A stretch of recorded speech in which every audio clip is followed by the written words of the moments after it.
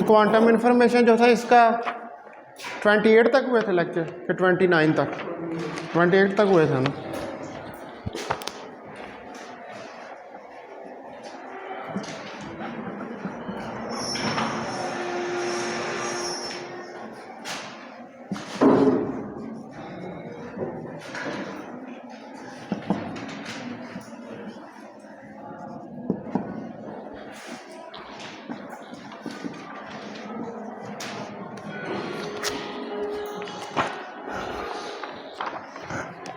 Last time जो है वो शायद हम मेजरमेंट्स जो थे उसको स्टडी कर रहे थे,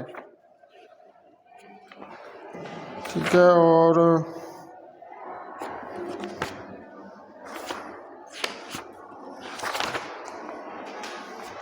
प्रोजेक्टिव मेजरमेंट्स मैंने स्टार्ट कर दिया था। कहाँ तक ये है तुम्हारे पास? कहाँ तक? प्रोजेक्टर्स मैंने पढ़ाए थे।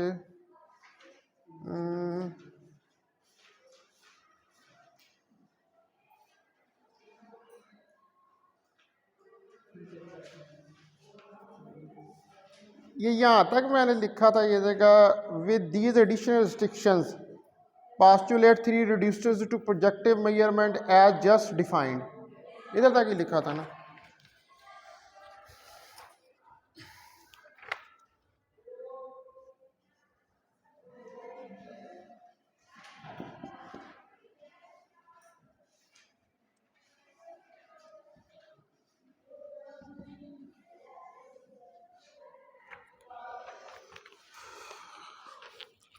अब ये जो प्रोजेक्टिव मेजरमेंट्स हैं इनकी कुछ प्रॉपर्टीज़ हैं, वो प्रॉपर्टीज़ जो हैं वो हमने उनको स्टडी करके देखना है।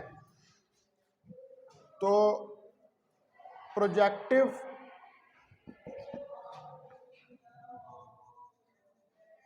measurements have very nice properties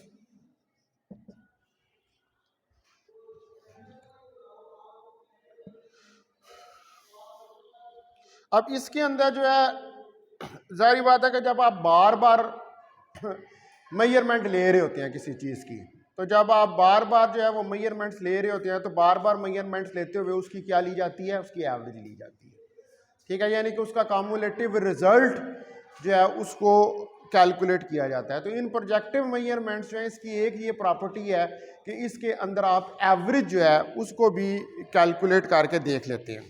तो in particular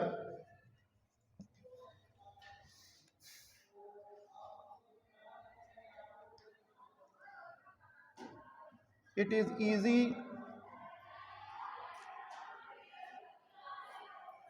to calculate, कि ये इजी है कि आप कैलकुलेट कर सकें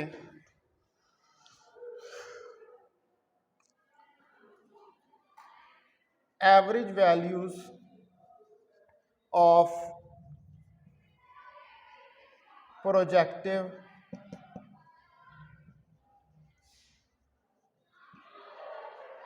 measurements.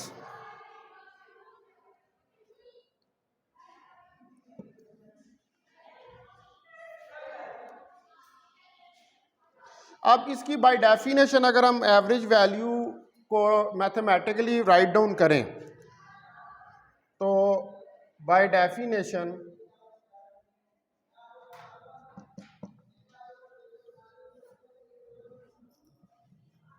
the average value of measurement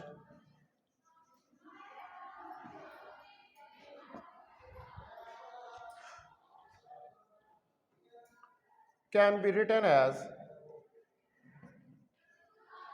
तो इसको जो है वो आप राइट डाउन कर सकते हैं कि ई ये जो कोई मेजरमेंट ली है उसके लिए E of M summation M P of M, ठीक है जी, ये एवरेज वैल्यू का हमने जो प्रोजेक्टिव मेजरमेंट है उसका फार्मूला लगता है। मैंने पीछे इसके अंदर कोई इक्वेशन डिफाइन की हुई है, चलिए इसको हम ए कह देते हैं। ठीक है, अब इसको फर्दर, चूंकि ये एवरेज वैल्यू है, तो इसको अगर मैं डिराग नोटेशन के अंदर राइट डाउन करूं तो E of M is equal to summation M psi P of M psi. ये छोटा पी है, ये बड़ा पी है, ये आपने याद रखना है, इसको मिक्स नहीं करना। ठीक है, तो डिराग नोटेशन में मैं इस तरह इसको राइट डाउन कर सकता हूं। इसको मैं कह देता हूं यहां पर ये कोई मेरे पास इक्वेशन नंबर बी है। ठीक है, एवरेज वैल्यू क्वांटम मैकेनिक्स में इसीलिए तरह ली जाती है, स्टेट को दोनों साइडों पे कैट और ब्रास को अप्लाई जो है वो किया जाता है और उसकी मदद से एवरेज वैल्यू जो है वो ली जाती है। ठीक है, अब आप इसको फर्दर अगर मॉडिफाई करें तो इसको ई ऑफ एम को मैं राइट डाउन कर सकता हूं कि साई, इसके अंदर ये समेशन ले जाएं, समेशन एम पी एम और साई, इसको कह दें ये क्वेश्चन नंबर सी है।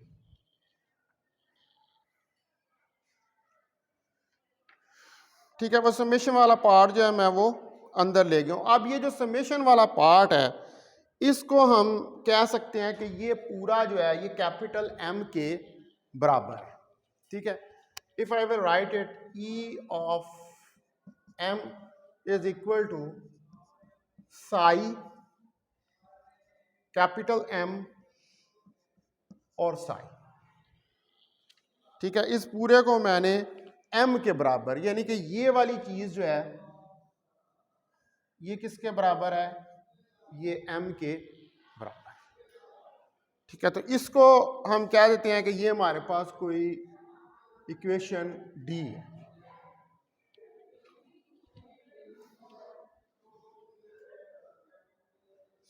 अब ये हमारे पास जो है ये फार्मूला किसके लिए है, ये फार्मूला एवरेज वैल्यू को कैलकुलेट करने के लिए, जो कि बहुत सारी कैलकुलेशन जो हैं उनको सिंप्लीफाई कर देता है। यानी कि जहाँ पर लार्ज डेटा हो, लार्ज डेटा की आपने एवरेज वैल्यू लेनी हो तो आप ये वाला फार्मूला जो है उसको इस्तेमाल करते हैं।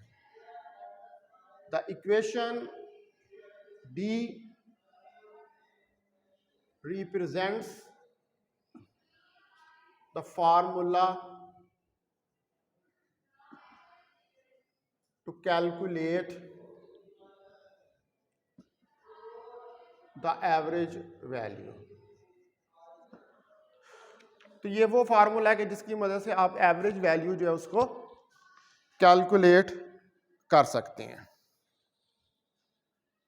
तो अब यहां पर ये m जो है ये क्या चीज है, व्हाट इज m? m एक ऑब्जर्वेबल है। ठीक है, एक ऑब्जर्वेबल है जिसकी एवरेज वैल्यू को आप कैलकुलेट कर रहे हैं। ठीक है, तो the average value of observable m, ये अब जो वैल्यू आ रही है ये ऑब्जर्वेबल m की एवरेज वैल्यू है, is often written as m average is equal to psi m। आपको पता है कि क्वांटम मैकेनिक्स में आप एवरेज वैल्यू ऐसे ही लिखते हैं किसी ऑब्जर्वेबल या ऑपरेटर की। तो ऑब्जर्वेबल जो होता है जब वो क्वांटम मैकेनिक्स के अंदर जाता है तो वो ऑब्जर्वेबल जो है वो ऑपरेटर बन जाता है।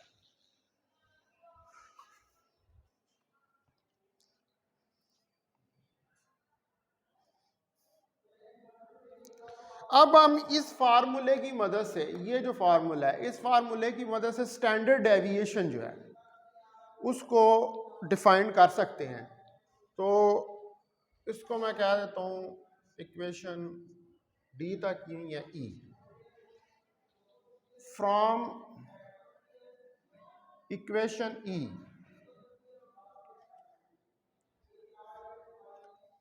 we can write down the formula for standard deviation.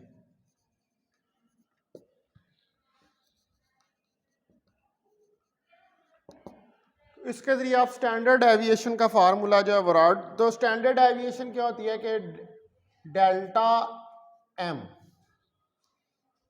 ठीक है जी, इसका square that is equal to average M minus M average का स्क्वायर, इसको क्या दें, ये इक्वेशन एफ है, ठीक है। ये स्टैंडर्ड एविएशन की इक्वेशन हमारे पास, और इसको फर्दर अगर सिंप्लीफाई करें तो इसको आप लिख सकते हैं कि डेल्टा एम का square is equal to M square average minus M का स्क्वायर, इसको क्या दें, इक्वेशन नंबर जी।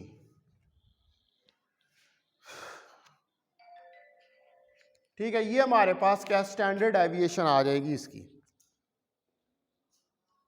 अब स्टैंडर्ड डेविएशन जो है वो किस जगह पर यूज की जाती है, जहां पर वैल्यूज के अंदर स्प्रेड आ रहा होता है, ठीक है, बहुत सारी वैल्यू आ रही होती हैं और वो वैल्यूज जो हैं वो स्प्रेड कर रही होती हैं, तो उस वक्त जो है आप स्टैंडर्ड डेविएशन, अब जारी बात है कि जो आप रिपीटेडली मेजरमेंट्स कर रहे हैं उसके अंदर ये जरूरी तो नहीं है कि सारी वैल्यूज जो हैं वो एक जैसी वैल्यूज जो हैं वो आएंगी, नहीं, ऐसा ही नहीं होगा, एक जैसी वैल्यूज नहीं आएंगी, वो वैल्यूज जो हैं वो डिफरेंट होंगी। तो आप जब उन वैल्यूज को आप प्लाट करेंगे तो आपके पास पॉइजनियन या गाजियन या कोई भी स्टैटिस्टिकल डिस्ट्रीब्यूशन जो है वो आएगी, तो वो स्प्रेड फिर जो होता है उन वैल्यूज का, जो भी स्टैटिस्टिकल डिस्ट्रीब्यूशन आती है उसको कैलकुलेट करने के लिए हमें क्या करना पड़ता है, हम स्टैंडर्ड डेविएशन जो है उसके ऊपर उसको अप्लाई कर देते हैं। तो the standard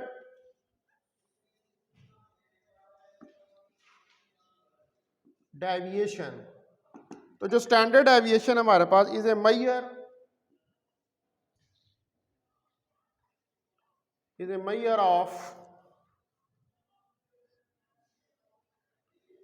of the typical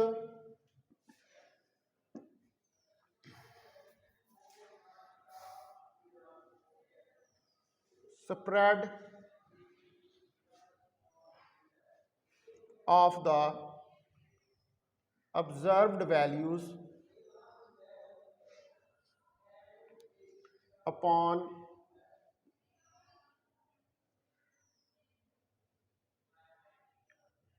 measurement।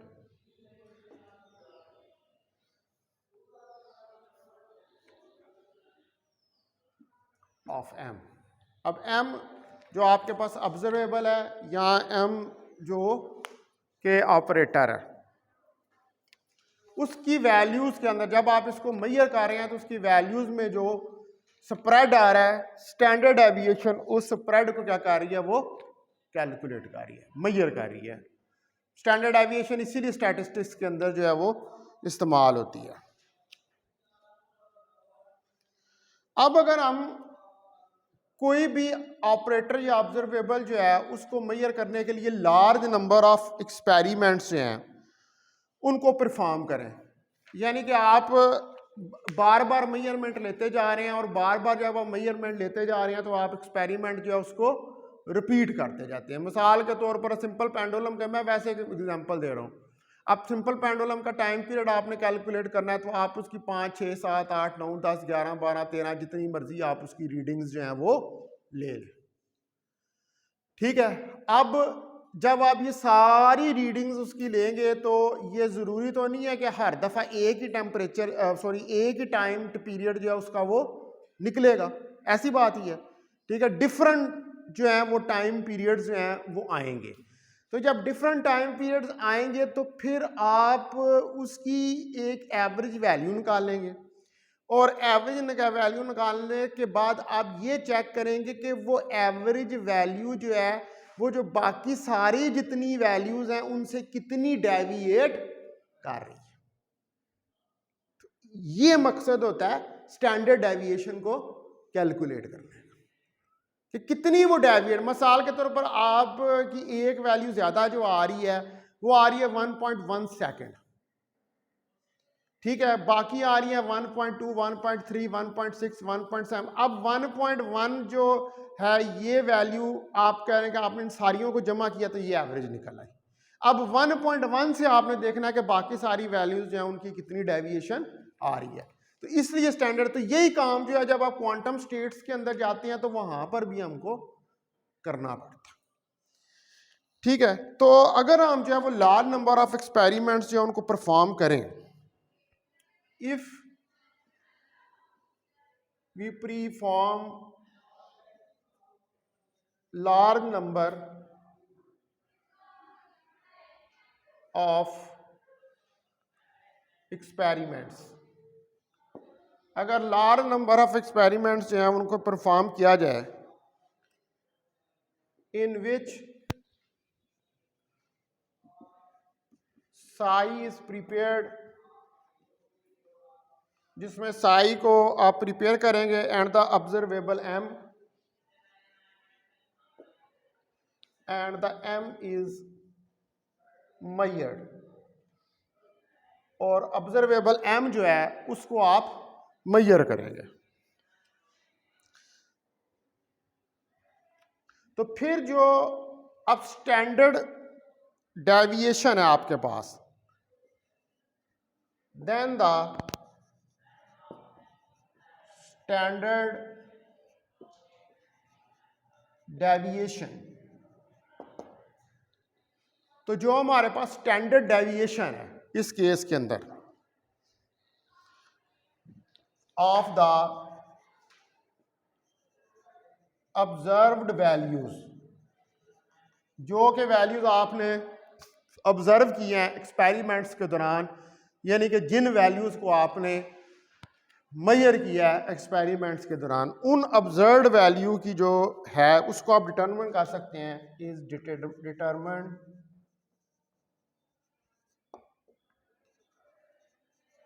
Bye the formula. आप ये वाला फार्मूला जो इस पे अप्लाई करें, delta of M is equal to M square minus M average का स्क्वायर, ठीक है। इसको हम कह देते हैं कि ये कोई इक्वेशन एच है।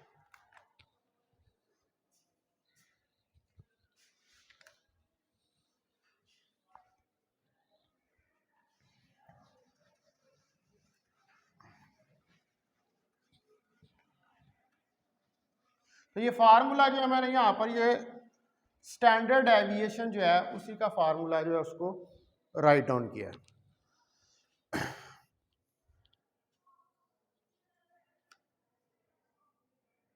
अब ये जो फार्मूलेशन है, दिस फार्मूलेशन ऑफ मेजरमेंट, अब ये जो फार्मूलेशन है हमारे पास मेजरमेंट की एंड स्टैंडर्ड डेविएशन, और जो स्टैंडर्ड डेविएशन है in terms of observables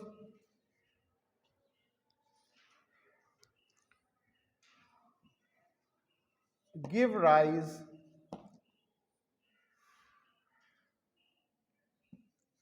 in an elegant way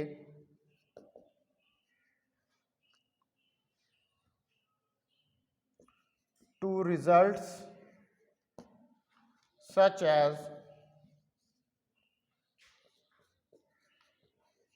Heisenberg uncertainty principle.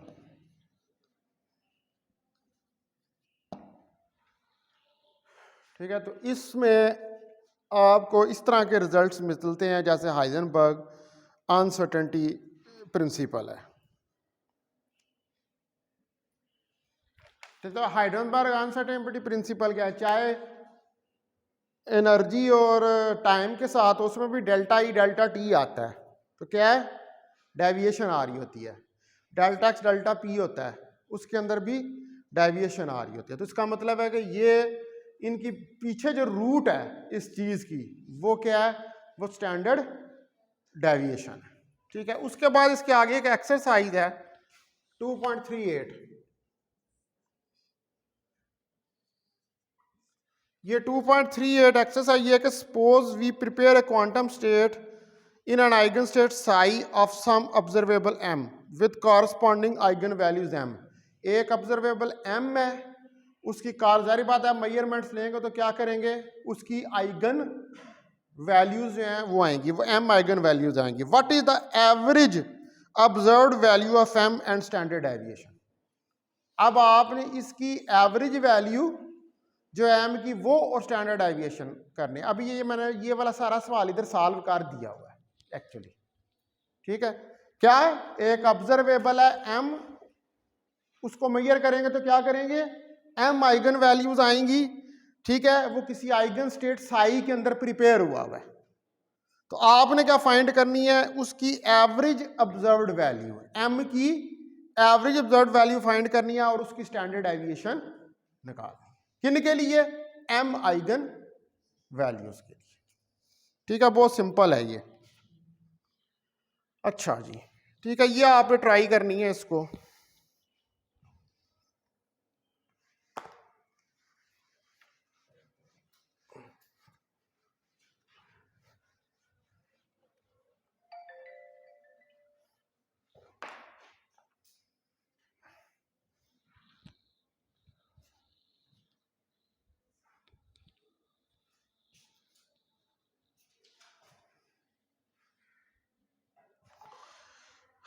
अब ये जो हमारे पास होते हैं ऑब्जर्वेबल, जो कि डिस्क्राइब करते हैं किसी भी प्रोजेक्टिव मेजरमेंट को, इन ऑब्जर्वेबल को जो डिस्क्राइब करते हैं किसी प्रोजेक्टिव मेजरमेंट को, इनको सिंपली हम जो है वो complete set of orthogonal projectors, ठीक है, यानी कि जो प्रोजेक्टर्स ऑपरेटर्स होते हैं, वो जो कंप्लीट सेट होता है प्रोजेक्टर ऑपरेटर्स का, उसकी मदद से डिस्क्राइब करते हैं। उसके रिलेशन से इनको हम जो है वो राइट डाउन करते हैं या डिस्क्राइब करते हैं। तो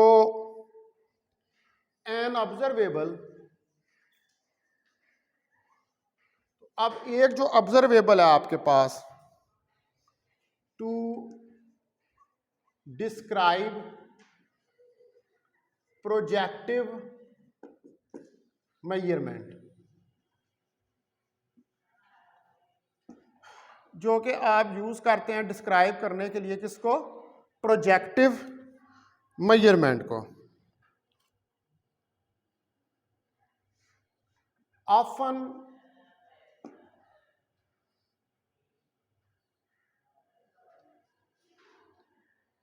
a complete set of orthogonal projectors। तो इसके लिए complete set of orthogonal projectors PM जो है,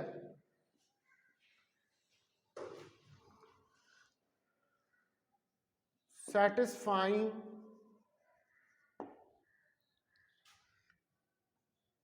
the relations summation m p of m is equal to I। ठीक है, एक ये रिलेशन है और दूसरा and P M prime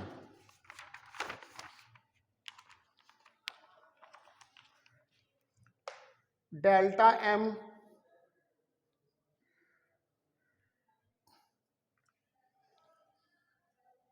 prime P M prime. ठीक है, ये हमारे पास आ जाएगा, ये दो रिलेशन आ जाएंगे। अब यहां से आपको इसकी ऑर्थोगोनैलिटी का पता चल जाएगा इस डेल्टा फंक्शन से। ठीक है, एम एम प्राइम के बराबर होगा तो 1 होगा, अगर एम एम प्राइम के बराबर नहीं है तो फिर वो 0 के जो बराबर जो है वो आ जाएगा। तो इनको ये जो है ये हमारे पास ऑर्थोगोनल प्रोजेक्टर्स हैं। इन ऑर्थोगोनल प्रोजेक्टर्स की मदद से आप प्रोजेक्टिव मेजरमेंट जो है उसको क्वांटम इंफॉर्मेशन साइंस के अंदर जो है वो डिस्क्राइब कर सकते हैं। तो अब ये जो कॉरस्पॉन्डिंग आपके पास ऑब्जर्वेबल है, इसकी जो एवरेज वैल्यू है,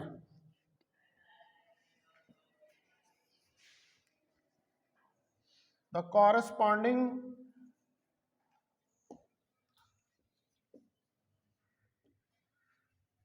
observable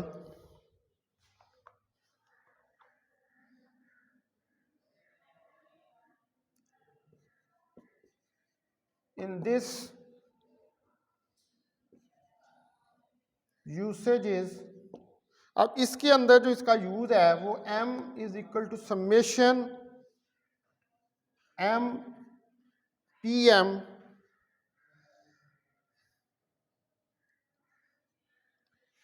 एम के बराबर होगा। ये अभी मैंने पीछे भी ये वाली जो वैल्यू है उसको राइट डाउन किया है।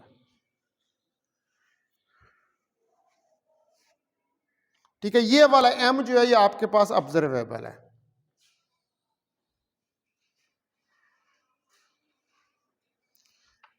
अच्छा, अब अगर आप यहां पर बेसिस जो हैं, आप देखें कि इधर जो आप बेसिस ले रहे हैं वो कौन सी ले रहे हैं, स्मॉल m, ये बेसिस ले रहे हैं। इन बेसिस के अंदर जो है वो मेजरमेंट जो है वो की जा रही है, क्योंकि ये कंप्लीटनेस रिलेशन को सेटिस्फाई कर रहा है।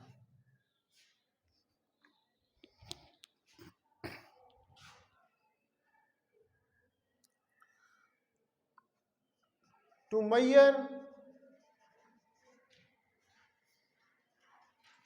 इन बेसिस, अब अगर हम मेजर कर सकते हैं जो बेसिस हैं m, इन बेसिस m के अंदर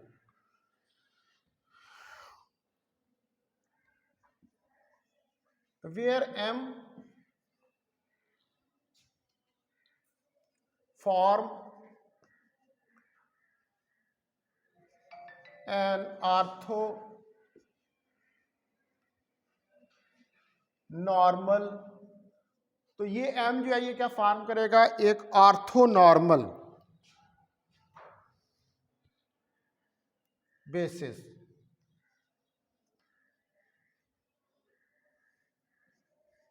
एक आर्थोनॉर्मल बेसिस को फॉर्म करेगा सिंपली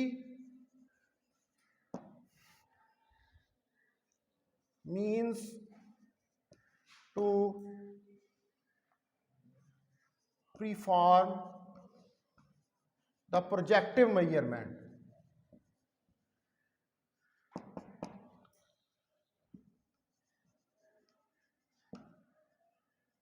जो कि प्रोजेक्टिव मेजरमेंट के लिए इस्तेमाल होगा विद प्रोजेक्टर्स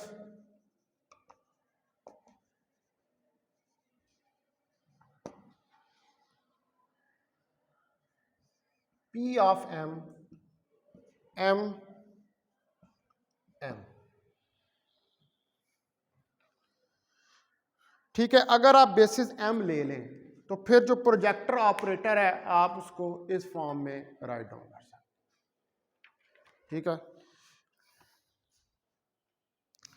अब हम जो है वो इसकी एक एग्जांपल जो है वो देखते हैं, और उस एग्जांपल के अंदर हम ये देखते हैं कि हम एक क्यूबिट, क्योंकि हमारे पास जो सिंपल सिस्टम है क्वांटम इंफॉर्मेशन साइंस के अंदर वो क्या है, वो क्यूबिट है, सबसे सिंपलेस्ट जो है। तो एक क्यूबिट की एग्जांपल जो है वो इसी प्रोजेक्टिव मेजरमेंट के लिए लेके देखते हैं। तो for an example of projective measurement. तो एक जो एग्जांपल है आपके पास प्रोजेक्टिव मेजरमेंट की ऑन सिंगल क्यूबिट, किसी सिंगल क्यूबिट के ऊपर आप ये जो है वो लेते हैं एग्जांपल सिंगल क्यूबिट्स के ऊपर। अब यहां पर सबसे पहले आपको कोई ऑब्जर्वेबल लेना पड़ेगा z, और वो ऑब्जर्वेबल z जो है उसके ऊपर क्या करनी पड़ेगी, मेजरमेंट करनी पड़ेगी। आप पीछे आपने क्या किया था, हमने कोई डिफाइन किया था m, हमें कोई ऑब्जर्वेबल चाहिए ना। क्यूबिट क्या है, एक सिस्टम है। सिस्टम क्या है, सुपरपोजिशन स्टेट है, दो स्टेट्स की सुपरपोजिशन स्टेट है। तो अब आपने उसकी प्रोजेक्टिव मेजरमेंट करनी है, तो उसकी प्रोजेक्टिव मेजरमेंट के लिए आपको किसी ऑब्जर्वेबल, हमने पिछली जितनी डिस्कशन की है उसमें हमें यही समझ आया कि हमने ऑब्जर्वेबल लिया है, ऑब्जर्वेबल लेकर उसकी जो है वो एवरेज वैल्यू निकाली है, एवरेज वैल्यू निकाल के फिर उसकी स्टैंडर्ड डेविएशन जो है उसको निकाली, और वहां से हमने जो प्रोजेक्टर ऑपरेटर्स हैं उनको डिफाइन किया। ठीक है, एक इस बेसिस में डिफाइन किया, एक वो जो दूसरी बेसिस थी वहां उनके अंदर भी हमने जब स्टेट साई ली थी तो उसके अंदर वो वाला फार्मूला जो है उसको डिस्क्राइब किया। तो अब ये जो हमारे पास सिंपल क्यूबिट सिस्टम है, यहाँ पर हम जो है सबसे पहले जो है वो क्या करते हैं कि वो आप मेजरमेंट करते हैं किसकी, ऑब्जर्वेबल z की। फर्स्ट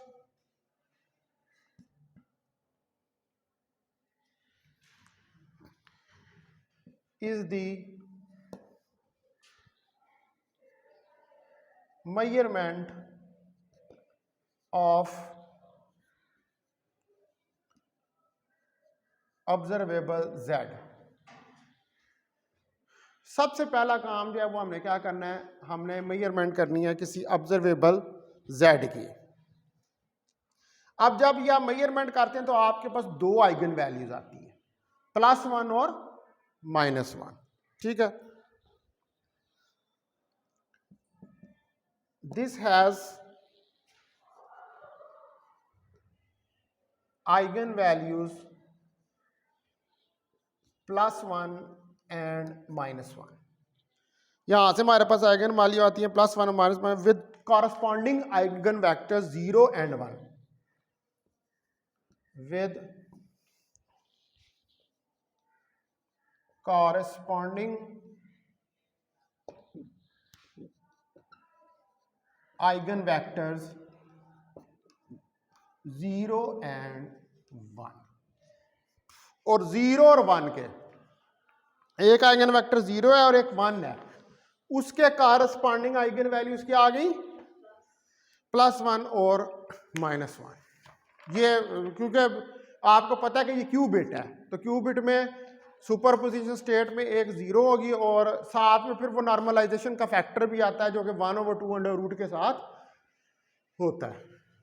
ठीक है, कोई भी जो स्टेट होती है क्वांटम मैकेनिक्स के अंदर उसे क्या किया जाता है, उसे नॉर्मलाइज किया जाता है। नॉर्मलाइज करके आप लिखते हैं, आप कोड भी कोई लिखेंगे इस तरह का, तो उसमें अगर आप नॉर्मलाइजेशन नहीं करेंगे तो वो रिजल्ट को कैलकुलेट नहीं करेगा। नॉर्मलाइजेशन का मतलब क्या होता है, नॉर्मलाइजेशन का मतलब ये होता है कि प्रोबेबिलिटी एग्जिस्ट करती है। क्यों नॉर्मलाइजेशन की जाती है, इसीलिए की जाती है ना, ये कोई क्लासिकल सिस्टम तो नहीं है, ये क्वांटम मैकेनिकल सिस्टम है, और क्वांटम मैकेनिकल सिस्टम के अंदर हमेशा प्रोबेबिलिटी होती है, इसलिए हर जगह पर नॉर्मलाइजेशन जो है वो आ जाती है। ठीक है जी, तो अब ये जो हमारे पास है 0 और 1 के कॉरस्पॉन्डिंग आ गए, तो इसका मतलब है कि 10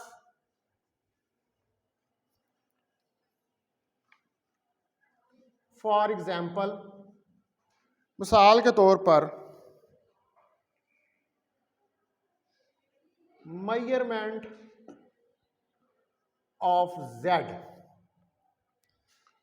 ऑन स्टेट साई। तो अब जो मेजरमेंट है z की स्टेट साई के ऊपर, यानी कि स्टेट साई क्या है, 0 + 1 under root 1 divided by under root 2, ये नॉर्मलाइजेशन के लिए आ गया। और एंड सिमिलरली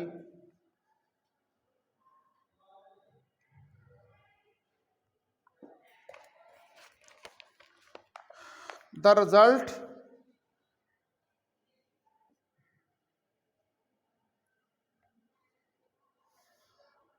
-1 विद प्रोबेबिलिटी, तो -1 जो है वो रिजल्ट आएगा प्रोबेबिलिटी 1/2 के साथ।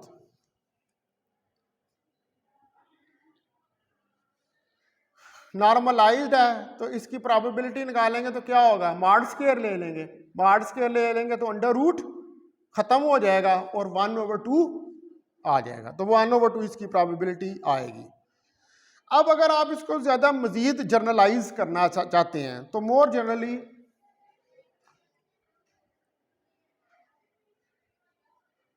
जनरली जो है, suppose V is any 3-dimensional 3D unit vector, एक 3D यूनिट वेक्टर है V जो है, तो फिर इसकी मदद से हम डिफाइन कर सकते हैं एक ऑब्जर्वेबल को। Then we can define an observable, हम डिफाइन कर सकते हैं एक ऑब्जर्वेबल को V dot sigma is equal to V1 sigma 1 plus V2 sigma 2 plus V3 sigma 3। मैंने पीछे कहाँ तक इक्वेशंस डिफाइन की थी, H तक, इसको कह दें ये इक्वेशन आई है। सिग्मा क्या है इसमें,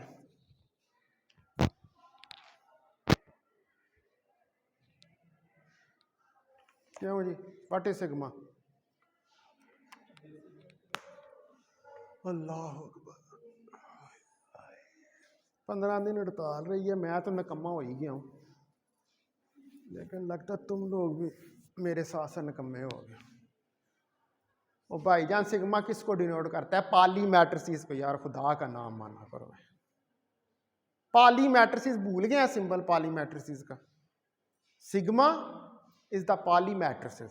अब मैं पूछूंगा कि पाली मैट्रिसेस किसके लिए यूज होते हैं, can you tell me? Spin के लिए। शुक्र है, इतना डर क्यों कह रहे हैं? स्पिन, ठीक है, ये डर इस वजह से होता है कि वी आर नॉट श्योर, ठीक है, स्पिन के लिए। तो ये एक मैंने जर्नल जो है वो 3D यूनिट वेक्टर लिख दिया है स्पिन की फॉर्म के अंदर, ठीक है, कि ये स्पिन को डिस्क्राइब कर रहा है।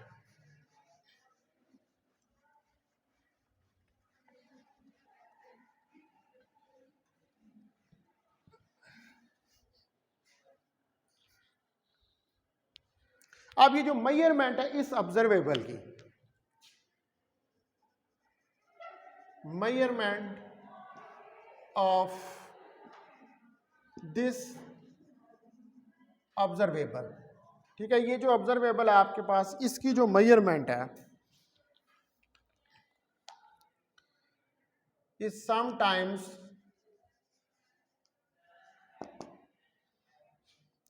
रेफर्ड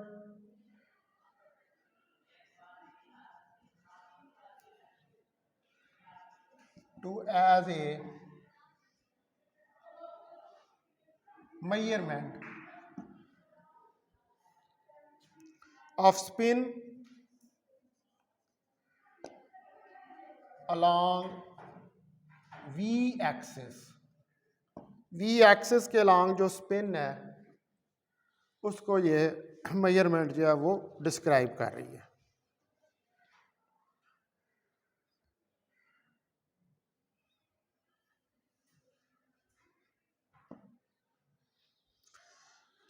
अब इसके आगे जो है वो ये 3 क्वेश्चंस जो हैं वो दिए हुए हैं, वो इसी प्रोजेक्टिव मेजरमेंट से रिलेटेड हैं, ठीक है। 2.59, 2.60 और 2.61। आपने ये क्वेश्चन भी ट्राई करने हैं और इसके बाद मैकमोहन के अंदर प्रोजेक्टिव मेजरमेंट्स जो हैं उनसे रिलेटेड बहुत सारी एग्जांपल्स जो हैं वो की हुई हैं, वो एग्जांपल्स भी आपने करनी है।